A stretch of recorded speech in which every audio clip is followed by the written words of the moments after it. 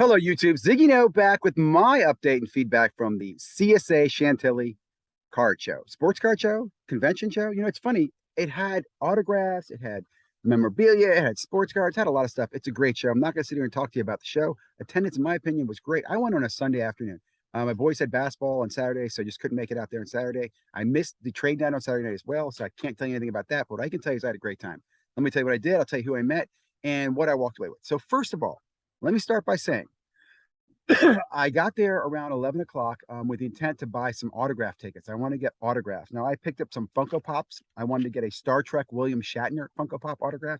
I also picked up a Mike Tyson. I want to get that Funko Pop autograph. Both those because I'm interested in what PSA is doing with the grading, authentication of Funko Pop. So that was something I've been working on a side project. Got there. I also had some cards to sell. Now, got there, walked around, trying to think. The first person I saw and recognized was probably Chris Sewell, a baseball card collector, investor, dealer, good friend, great guy. Really enjoyed talking to him. His son was there. Met some other people. Just really enjoyed seeing Chris. Chris is a great guy. Chris, shout out. Hope you're doing well. It was great seeing Chris, and this is one of his favorite shows because it's local to him, or when he lives here in the States, this is local to him. So I look forward to seeing Chris at the Chantilly show in the future.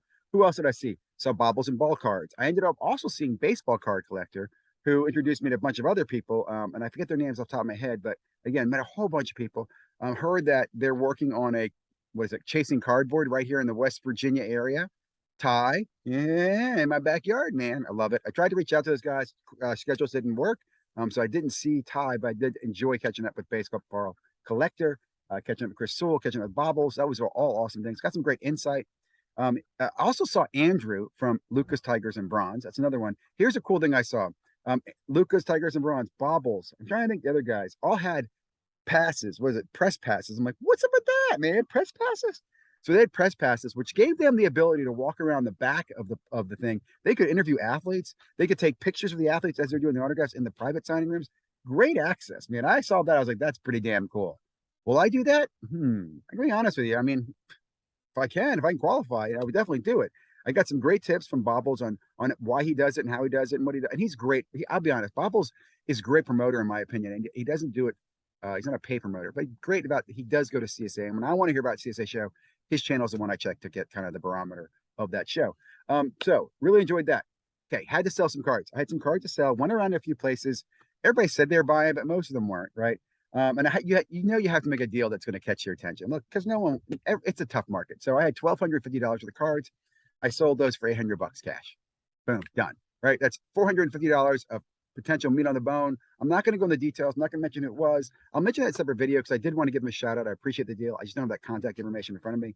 But again, I just made him a deal. He's like, dude, that's a fair deal. I had a PSA 10 and two PSA 9s, all great cards, and deal was done. So I used that money and went over and bought my autograph tickets for my Funko Pops. Now I'll be honest, guys, I'm surprised how much an autograph costs from some of these athletes.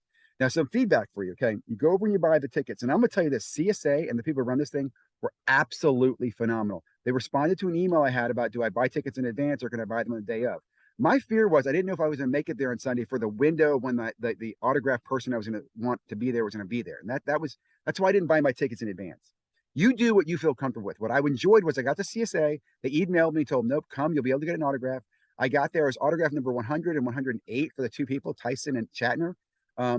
And then basically you wait for them to call your number, okay? And if you go into the autograph area, and I'm just going to give you a high level, there's kind of like a gate, and they call the 10 groups that are people of 10, lots of 10 at a time. And you go up to the front, and you walk in, you get in line, get your autograph, and move on. They do photo ops and other things as well. Now, I was in the show, and I missed them calling William Shatner, which I don't understand how I missed that. I totally did. So I came back, I'm like, hey, William Shatner's not there anymore. And the CSA guys, like, come with me. He walked me over to somebody who escorted me to the back of the show, and I got to see all the cool stuff, all the autographs, all the stacks of helmets, all the stuff that you'll see on Lucas Tigers and Bronze talk about in their little behind the scenes video they did. I got to see all that stuff, got to go in the back and see Mr. William Shatner. Now, I asked questions. Like I could make a video when he did that, when he did the signing, which I did. I made a little video. I thanked him for it. I'm going to say this too. It was great to see William Shatner. Huge fan. I am a huge Trekkie. Love Star Trek. And what he's also done, not just in Star Trek, but in the going to space. He's just a very influential person. I will say he looked exhausted. He looked out of it. He just like sitting there signing stuff. And they had so much stuff for him to sign stuff. And I said something to him. He made a comment. I think I caught his attention. Looked at me, smiled, and said thank you. But you could tell he was just dazed, man. He was just signing autographs. I will say for that part, I didn't feel like it was a bonding experience at all. I got my autograph because he hi. and I got a little video of Mr. Shatner, and I moved on. The people again were great because, like I said, they took me behind the scenes and make sure I got that autograph done. I can't thank them enough for that. So next one, Tyson, I was waiting in line. I talked to some other other collectors. And here's a cool thing I loved about this. There were so many people there, so many collectors, so many fans in lines for different things, whether it was Julius Irvin was there. Um, I'm missing names. I was waiting for Mike Tyson. They had boxing gloves, they had belts. Funko Pops are a very popular item. And in my mind, I'm just thinking to myself, if I'm PSA, you need to start setting up at these autograph events where these people can come in, get their Funko Pop autograph, drop it off with PSA, get it shipped off and graded. I mean, I would have done it right away. If you'd done that, had that as an option, PSA, I'm dropping my Funko Pop, and I would have done many more that day too, by the way. I will say, after you do the autographs, there is a line where you get in line for Beckett to give you for $10 to give you a certificate saying it's authentic autograph. Because and here's what I think is funny: they're just basically sitting there taking $10 to give you a certificate saying authentic, authentic, authentic, which made me think to myself, they're not really looking like, could you add some fake elements there? Just not that I'm telling you to do that. Just made me think I did not like the way they were doing that. Now I did not sit in the line, so I don't know if they checked everything when you get up there, but I didn't like that. I also did not like the fact that there was this ambiguity. Did I need the Beckett authentication? Can I send my Tyson Funko Pop to PSA as it is and say, hey, authenticate it? I don't know. So I will tell you, I'll give you feedback on that later on.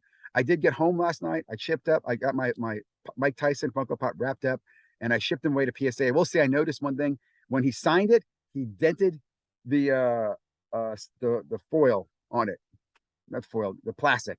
So that is not a PSA 10 coming back, baby. At least not the Funko Pop, which is okay. It's still gonna be cool to have one that's autographed, authenticated by Mike Tyson. That's pretty sweet, man. It's not gonna be a 10, but I had some personality. I saw all sorts of cool things on how people were getting autographs done. Some of them bringing in flat Funko boxes. They weren't given the whole box. I thought was interesting. A lot of interesting tips I got from people. I just really enjoyed it. And I'll say this too. I got bit by the autograph bug. I can see this. Look, here's the thing, just so you know this. Autographs are roughly 125 bucks a piece. And they were a lot more for certain players. I bet you, I think it was 400. I think Montana was 400. Depending on what you get to autograph, costs, more or less. But I think on average, a Funko Pop is about $1.25. I think like a card, about $1.25. So I could see doing this. And again, whether you want to make memorabilia out of it, keep it for your PC, grade it and resell it with added value of the autograph. I really enjoyed it. I really had a great time. I will let you know, like I said, I did ship off already the Mike Tyson to PSA to get it authenticated. I'll let you know, did I need to bring the certificate? I have not shipped off my William Shatner. I'm going to hold on to him a little bit longer. He's my William Shatner limited edition Kirk NFT, limited to less than 1,967 of these things I think were made. So I'm super excited about that. But let me just say, guys, I really enjoyed the show. Did not buy any sports cards. I had no interest in them. And I'll say this too. I was listening to, I think it was Cage talk about this in the show. Yeah, it's great to see people taking cash and putting it back into other cards and think to myself, no, that's not the case. I've been to the CSA show. Last 3 times I've gone there, I can tell you I've sold cards and I have not put them back into cards. I put them in other collectibles, put them in NFTs, put them in Funko Pops, but I've not put them back into cards. And I think that's fine, right? I don't think there's any judgment. I think people are into collections and collectibles, right? And I think that's the thing we need to pay attention to. It's just different ways people are doing things. So let's not focus solely on sports cards. Sports cards are great, man. They're going to do great.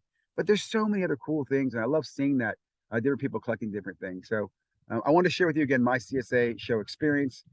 It's, again, not sports card heavy. I don't have any great sports card stories, except I sold some. I met some great content creators. I'm looking forward to their videos. And like I said, I'm already planning for the next autograph show in my area and future autograph shows, the CSA Sports Card Show. Guys, have a great day. Thank you.